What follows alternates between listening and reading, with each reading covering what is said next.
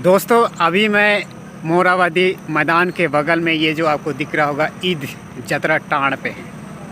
और आज मैं आपसे थोड़ा चर्चा कर लेता हूँ, क्योंकि प्रत्येक वीडियो में मैं कोशिश करता हूँ कुछ ना कुछ जानकारी आप सबको मिले, किसी न किसी एंगल से आप सब जानकारियाँ मिलती रहे।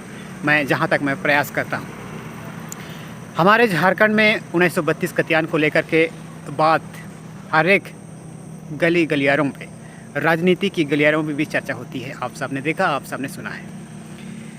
लेकिन मैं उन बुद्धिजीवी लोगों की बातों को लेकर के मेरे मन में भी एक नया ज्ञान उत्पन्न हुआ है। करमटुली चौक प्रेस क्लब पे जब प्रेस कॉन्फ्रेंस के माध्यम से लोगों को संबोधित कर रहे थे माननीय और आदरणीय सुखदेव भगत जी, आप सब ने देखा होगा, बहुत सारे लोगों ने आपने सुना होगा कि उड़िया की भाषा के आधार पर उड़ीसा बनाई गई है, गुजराती की भाषा के आधार पर गुजरात बनाई गई है, तमिलनाडु तमिल भाषा के आधार पर तमिलनाडु बनाई गई है, महाराष्ट्र मराठी भाषा पर बनाई गई है, और वैसा ही बिहार बिहारी भाषा पर बनाई गई है। तो जनता को ये जानना बेहद ज़रूरी है कि झारखंड कौन सी ऐसी भाषा के आधार पर झारखंड का नामकरण हुआ है। ये भी हमें जानकारी और जानने की आवश्यकता है, क्योंकि ऐसे बड़े बड़े बुद्धिजीवी जब इस तरह का प्रवचन देते हैं, झारखंड वासियों के लिए जब संबोधन करते हैं, कहीं ना कहीं भोला वाला लोगों को समझ में आता है, हम जैसे भोला वाला लोगों को। और मैं भी तमाम बुद्धिजीवी मंच से मैं भी ये जानना चाहता हूँ कि हमारा झारखंड का नाम किस भाषा के आधार पर झारखंड का नाम पड़ा है, किस भाषा के आधार पर। ये आप सब बड़े बुद्धिजीवी लोग मंच पे ज़रूर साझा करिएगा, क्योंकि ये जानकारी मैं आप सबको इसीलिए बता रहा हूँ क्योंकि उन्होंने साफ तौर पर कहा था, मैंने करीब से देखा, करीब से समझा, करीब से जाना। ये बात सत्य है कि झारखंड किस भाषा के नाम पर बनाई गई है। ये आज तक हेमंत सोरेन के सारे कैबिनेट में उठने बैठने मंत्रियों को नहीं मालूम है। आज से कुछ साल पहले दोस्तों हमारा झारखंड चोटनागपुर के नाम से जाना जाता था।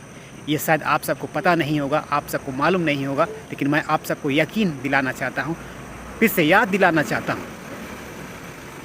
और ये बात सत्य है दोस्तों, जितने भी हमारे झारखंड ने पूरी इंडिया अपनी भाषा के आधार पर ही उस शहर का नामकरण हुआ है, ये बात सत्य है।